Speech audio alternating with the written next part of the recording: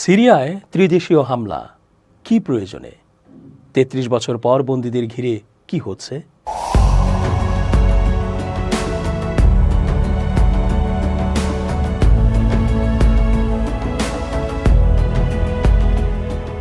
আসসালামু আলাইকুম প্রিয় দর্শক, আশা করছি আল্লাহ পাকের রহমতে ভালো আছেন। চেঞ্জ টিভির আন্তর্জাতিক চোখ অনুষ্ঠানে আমি এস.জে. রতন স্বাগত জানাচ্ছি আপনাদের সকলকে। একটা কথা স্পষ্ট করে বলা যায়, যদি জোলানির নেতৃত্বে সিরিয়ার বর্তমান শাসক গোষ্ঠী বা দেশ পরিচালনা পক্ষ শক্ত হাতে বহির্বিশ্বের মোড়লগিরি বন্ধ না করে, বিশেষ করে আমেরিকা ও ইসরায়েলের মোড়লগিরি ও দখলদারিত্বের বিরুদ্ধে শক্ত অবস্থান না নেয়, তাহলে ভোগান্তি আরও অনেক দেখার এখনও বাকি আছে। অভিযোগ তো রয়েছেই যে ইসরায়েলি ও আমেরিকান অস্ত্র ও রসদের সহায়তা নিয়েই আসাদের বিরুদ্ধে জয় এনেছে এই জোলানি বাহিনী। এখন কোন অজুহাতে বা প্রয়োজনে ইসরায়েল, আমেরিকা ও তুরস্ক সিরিয়ায় হামলা শুরু করেছে? এতে করে কি সিরিয়ার সার্বভৌমত্ব নষ্ট হচ্ছে না? বলা হচ্ছে, বিদ্রোহীদের আকস্মিক আক্রমণে সিরিয়ার রাজধানী দামেস্ক দখল এবং প্রেসিডেন্ট বাশার আল আসাদের দেশ ত্যাগের পর ১৩ বছরের গৃহযুদ্ধের অবসান ঘটেছে। তবে বিদ্রোহীদের সঙ্গে ইসলামিক স্টেটের সংযোগ থাকায় সিরিয়ার অস্ত্রের বিশাল মজুদ এবং কৌশলগত স্থানগুলো শত্রুদের দখলে যায় কিনা তা নিয়ে সতর্ক রয়েছে পশ্চিমা দেশগুলো।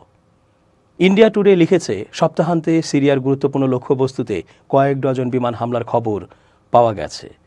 যুক্তরাষ্ট্রের সেন্ট্রাল কমান্ড সেন্টকম জানিয়েছে, আসাদ যুগ পরবর্তী সময়ে আইএস যাতে পরিস্থিতির সুযোগ নিতে না পারে সেজন্য ৭৫টিরও বেশি লক্ষ্যবস্তুতে হামলা চালানো হয়েছে। ইসরায়েলের পররাষ্ট্রমন্ত্রী গিডিওন সার সোমবার বলেছেন, সিরিয়ায় সন্দেহভাজন রাসায়নিক অস্ত্র স্থাপনা লক্ষ্য করে তারা হামলা চালিয়েছে। এসব অস্ত্র যাতে শত্রুদের হাতে না পৌঁছায় সেজন্য এ হামলা চালানো হয়।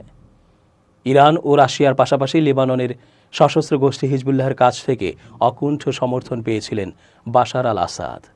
আর বিদ্রোহী জোটের প্রধান গোষ্ঠী হায়াত তাহরির আল শামকে HTSকে সন্ত্রাসী সংগঠন হিসেবে বিবেচনা করে যুক্তরাষ্ট্র ও অন্যান্য পশ্চিমা দেশ। সিরিয়ার উত্তর পূর্বাঞ্চলে কুর্দি নিয়ন্ত্রিত তেল খনন এলাকা এবং দক্ষিণ পূর্বাঞ্চলের রক্ষী সেনা মিলিয়ে দেশটিতে যুক্তরাষ্ট্রের প্রায় ৯০০ সেনা রয়েছে। সিরিয়ায় গৃহযুদ্ধ প্রশ্নে যুক্তরাষ্ট্রের ভূমিকা বেশ কয়েকবার পরিবর্তিত হয়েছে, তবে ইসলামিক স্টেটের বিরুদ্ধে লড়াই জারি রেখেছে। সিরিয়ার সংঘাতে একাধিক পক্ষ ছিল। সিরিয়ার সরকারি বাহিনী, সেনাবাহিনী এবং জাতীয় প্রতিরক্ষা বাহিনী আসাদ সরকারের পক্ষে লড়াই করেছিল। দেশটির ইদলিব শাসন করে হায়াত তাহরির আল শাম HTS এবং সিরিয়ান ন্যাশনাল আর্মির SNA এর মতো তুর্কি সমর্থিত বাহিনী উত্তরাঞ্চলে তৎপর। আসাদ সরকারকে উৎখাতের জন্য HTS ও SNA হাত মিলিয়ে কাজ করলেও যুক্তরাষ্ট্র সমর্থিত সিরিয়ান ডেমোক্রেটিক ফোর্সেস SDF এখনও উত্তর পূর্বাঞ্চলে স্বাধীন শাসন বজায় রেখেছে। সরকার বিরোধী আন্দোলনের শুরুর বছরগুলোতে ইসলামী চরমপন্থী এবং মধ্যপন্থী গোষ্ঠী সহ বিদ্রোহীরা সিরিয়ার বেশিরভাগ অংশের নিয়ন্ত্রণ অর্জন করে।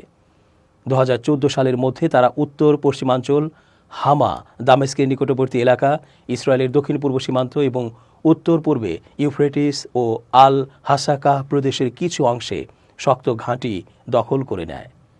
ইন্ডিয়া টুডে লিখেছে, তবে ২০১৪ সালে আইএসের উত্থান এবং আসাদের প্রতি রাশিয়ার সামরিক সমর্থন পরিস্থিতি পাল্টে দেয়। আইএস উত্তর পূর্ব সিরিয়ায় তাদের আধিপত্য বিস্তার করে।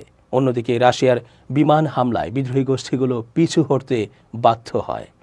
সময়ের সঙ্গে সঙ্গে ইরান ও হিজবুল্লাহর যোদ্ধাদের সহায়তায় আসাদ বাহিনী ২০১৬ সালে আলেপ্পো এবং ২০১৭ সালে ফোরাত নদীর তীরবর্তী শহরগুলো পুনরুদ্ধার করে। ২০১৯ থেকে ২০২০ সালের মধ্যে সরকারি বাহিনীর চাপের মুখে বিদ্রোহীরা ইদলিব প্রদেশের দিকে যেতে বাধ্য হয়, যাতে তৈরি হয় অচলাবস্থা। এবছর নভেম্বরের শেষের দিকে বিরোধী বাহিনী নতুন করে আক্রমণ শুরু করলে সংঘাত আবার শুরু হয় এবং রাজধানীর দিকে অগ্রসর হয়। সিরিয়ায় প্রেসিডেন্ট বাশার আল আসাদের পতনের পর থেকে রাজধানী দামেস্ক সহ বিভিন্ন স্থানে ৩ শতাধিক বিমান হামলা চালিয়েছে ইসরায়েল। এসব হামলায় সিরিয়ার বিভিন্ন স্থাপনা কেবল ক্ষতিগ্রস্তই হয়নি, পুরোপুরি ধ্বংস হয়ে গেছে। যুক্তরাজ্য ভিত্তিক Syrian observatory for human rights SOHR জানিয়েছে, গত রোববার আসাদ সরকারের পতনের পর থেকে ইসরায়েলের প্রতিরক্ষা বাহিনীর অর্থাৎ আইডিএফের ৩১০টিরও বেশি হামলার ঘটনা নথিভুক্ত করেছে তারা। বিবিসি লিখেছে, অস্ত্রের গোদাম, গোলাবারুদের গোদাম, বিমানবন্দর, নৌঘাঁটি ও গবেষণা কেন্দ্র সহ সিরিয়ার সেনাবাহিনীর সামরিক স্থাপনা লক্ষ্য করে এসব হামলা চালানো হয়েছে। ইসরায়েল বলছে, আসাদ সরকারের পতনের পর অস্ত্র যাতে চরমপন্থীদের হাতে চলে না যায় সেজন্যই এই পদক্ষেপ নিয়েছে তারা। SOH জানিয়েছে, আলেপ্পো, দামেস্ক ও হামায় হামলা হয়েছে এবং গত সোম থেকে মঙ্গলবারের মধ্যে রাতভর 60টিরও বেশি হামলা হয়। SOH এর প্রতিষ্ঠাতা রামি আব্দুল রহমান এ হামলার প্রভাব ধ্বংসাত্মক আখ্যা দিয়ে বলেছেন, সিরিয়ার ভূমির হানি করা হচ্ছে। ওদিকে ইসরায়েল তাদের সেনাদের সিরিয়ায় ঢোকার কথা স্বীকার করলেও বিবিসিকে বলেছে, দামেস্কের দিকে তাদের ট্যাঙ্ক অগ্রসর হওয়ার খবর মিথ্যা। ইসরায়েলের প্রতিরক্ষা বাহিনী IDF এর এক মুখপাত্র বলেন, সিরিয়ার বাফার জোনে তাদের কিছু সেনা মোতায়েন রয়েছে। ইসরায়েল অধিকৃত গোলান মালভূমি থেকে সিরিয়ার অসামরিক বাফার জোনে প্রবেশ করা সেনাদের ছবি সোমবার প্রকাশ করেছে ইসরায়েলের সেনাবাহিনী। সেখানে জাতিসংঘ শান্তিরক্ষীরাও মোতায়েন রয়েছে। এর একদিন আগেই প্রধানমন্ত্রী বেনিয়ামিন নেতানিয়াহু ঘোষণা দিয়েছিলেন, ইসরায়েলি সেনাবাহিনী সাময়িকভাবে ওই এলাকার নিয়ন্ত্রণ নিয়েছে। সোমবার রাতে IDF এর হামলার বিষয়ে জানতে চাইলে ইসরায়েলি পররাষ্ট্রমন্ত্রী বলেন, ইসরায়েল কেবল তার নাগরিকদের রক্ষা করা নিয়ে উদ্বিগ্ন। সোমবার জাতিসংঘের রাসায়নিক পর্যবেক্ষণ সংস্থা সিরিয়া কর্তৃপক্ষকে রাসায়নিক অস্ত্রের মজুদ নিরাপদ কিনা তা নিশ্চিত করার ব্যাপারে সতর্ক বার্তা দিয়েছে। এদিকে আসাদের পতনের পর সিরিয়ার কারাগারগুলোতে বন্দীদের খুঁজতে বের হয়েছেন স্বজনরা। কারাগারের অন্ধকারে 3 দশকের বেশি সময় কখনো আর পৃথিবীতে আলো বাতাস দেখবেন সে আশা ছেড়েই দিয়েছিলেন। কিন্তু অভাবনীয় এক পরিবর্তনে 33 বছর পর সিরিয়ার কুখ্যাত কারাগার থেকে মুক্ত হয়ে নিজ দেশ লেবাননে ফিরেছেন সুহেইল হামাউই। CNN জানিয়েছে, লেবাননের চেকা গ্রামে সুহেইল ফিরে এলে তাকে জানানো হয় উষ্ণ স্বাগতম। বিদ্রোহীরা গত রোববার রাজধানী দামেস্কের দখল নিলে প্রেসিডেন্ট বাশার আল আসাদের 2 যুগের শাসনের অবসান ঘটে। ওই দিনই বিদ্রোহীরা স্বৈরশাসক বাশারের অনেক কারাগার থেকে বন্দীদের মুক্ত করে দেয় বিদ্রোহীরা। অনেকের সাথে মুক্তি পান 61 বছর বয়সী সুহেইলও। দারুণ এক অনুভূতি, সত্যি দারুণ অনুভূতি। দেখছি এখানে এখনও অনেক ভালোবাসা আছে, আমার পরিবারও এখানে আছে। নিজের গ্রামে ফেরার পর এভাবেই নিজের অনুভূতি প্রকাশ করেন সুহেইল। সুহেইলের যমজ নিকোলাস হামাউই ফিরে আসা ভাইকে নায়কের চেয়েও বেশি উল্লেখ করে বলেন, তারা ফিরে আসাটা পুনর্জন্মের মতো। 33টা বছর হারিয়ে গেছে, কিন্তু মনে হচ্ছে আমরা যমজ হিসেবে পুনর্জন্ম লাভ করেছি। যে কোনো দিক থেকেই এটি পুনর্জন্ম, বলছিলেন নিকোলাস। ঘরে ফেরার পর সুহেইলও বুঝতে পারছিলেন সত্যিকার অর্থেই কতগুলো বছর হারিয়ে গেছে। সুহেইল বলেন, আমার নাতি নাতনি আছে, কিন্তু আমার ছেলের কন্যাটি আমাকে দাদা বলে ডাক দেওয়া না পর্যন্ত বয়স টেরই পায়নি। তখনই বুঝতে পারলাম আসলে লম্বা একটা সময় জীবন থেকে হারিয়ে গেছে। বাশার আল আসাদের পতনের পর সিরিয়ার রাজধানী দামেস্কের উপকণ্ঠে কুখ্যাত সেদনায়া বন্দিশালার সুড়ঙ্গে সুড়ঙ্গে বন্দীদের অনুসন্ধান চালানো হয়েছে। সিরিয়ার নাগরিক সুরক্ষা গোষ্ঠী হোয়াইট হেলমেটস জরুরি বিশেষজ্ঞ দল পাঠিয়ে এই অনুসন্ধান কাজ করে। সেদনায়া কারাগারের মাটির নিচের বিভিন্ন কোঠরিতে বন্দীরা থাকতে পারে এমন খবরে সেখানে বহু মানুষ বন্দিশালার বাইরে ভিড় করে। CNN জানিয়েছে, অনুসন্ধানের খবরে সেদনায়া কারাগারমুখী যানবাহনের লাইন কয়েক মাইল ছাড়িয়ে যায়। লাইনের শেষ মাথায় গাড়ি রেখে অনেককেই একটি পাহাড়ের দিকে হাঁটতে দেখা গেছে, যে জায়গাটি নির্বিচার আটক, নির্যাতন আর হত্যার সমার্থক হয়ে উঠেছে।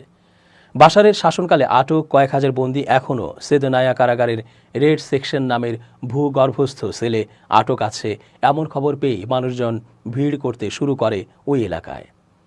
3 ভাই আর জামাতার খোঁজে দক্ষিণের শহর দেরা থেকে সেদনায়া কারাগারের কাছে হাজির হয়েছেন মেসুন লাবুত। সেখানকার পরিস্থিতিতে আবেগতাড়িত এই নারী যেন নিঃশ্বাসও ভুলে যাচ্ছিলেন। কারাগারের রেড সেকশনে পৌঁছাতে তারা অর্থাৎ উদ্ধারকর্মীরা কয়েকদিন ধরেই চেষ্টা করছে। সেখানে কোনো অক্সিজেন নেই, কারণ বাতাস চলাচলের জায়গাও নেই। শেষ পর্যন্ত তারা মারাও যেতে পারে। আল্লাহ তাদের সহায় হন, বলেন মেসুন। হঠাৎই কারাগারের আল্লাহু আকবার ধ্বনি আর ফাঁকা গুলি ছুঁড়ে কারাগারের দিকে ছুটতে দেখা যায় জনতার ভিড়কে। তবে কি রেড সেকশনে ঢোকার পথ মিলল? একজন পুরুষ ও নারীকে সেদিকে ছুটতে দেখা যায়। নারীর মুখে ছিল ইয়ারব ইয়ারব ধ্বনি। তবে আশাহত হতে হয়েছে জনতাকে। সেদনায়া কারাগারের ভেতরে রেড সেকশনে ঢোকার পথ বের করতে হোয়াইট হেলমেটের কর্মী ক্রমাগত ড্রিল আর হাতুড়ি চালিয়ে যাচ্ছিলেন কংক্রিটের শক্ত গাঁথনির ওপর। শিকারী কুকুরও ছিল তাদের সঙ্গে, কিন্তু কোনো পথের সন্ধান মেলেনি। অনুসন্ধান কার্যক্রম সমাপ্ত ঘোষণা করে হোয়াইট হেলমেট এক বিবৃতিতে জানায়, কারাগারে কোনো গোপন কুঠুরি কিংবা বেজমেন্ট থাকার প্রমাণ পাওয়া যায়নি। হারিয়ে যাওয়া স্বজনদের সূত্র খুঁজতে জনতার একটি অংশ কারাগারের আরেকটি অংশে ঘুরছিলেন। সেখানে পতিত সরকারের সময়ের নথিপত্রের স্তূপ আঁতিপাতি করছিলেন তারা। সেদনায়া কারাগারে আটক হাজার হাজার সিরীয় পরে গুমের শিকার হয়েছে বলে অভিযোগ রয়েছে, যারা কসাইখানা নামের এই কারাগারের অতল গহ্বরে হারিয়ে গেছে বলে মনে করা হয়। একজন মানুষকে ক্ষমতায় রাখার জন্য যথেচ্ছ আটক আর নিষ্ঠুর নির্যাতনের প্রতীক হয়ে উঠেছিল এই সেদনায়া কারাগার। এক নারী তার ভাইয়ের ছবি হাতে কারাগারের বাইরে অপেক্ষায় ছিলেন। ভাইয়ের ছবিটি 12 বছর আগে তোলা। তার বয়স এখন হতে পারে 42 বছরের মতো। ভাইয়ের ভাগ্যে কি ঘটেছে তা জানতে পারেননি ওই নারী। সে বেঁচে আছে নাকি মারা গেছে, আমরা শুধু সেটা নিশ্চিত হতে চাই। দর্শক, আজকের মতো শেষ করছি এখানেই। ধন্যবাদ।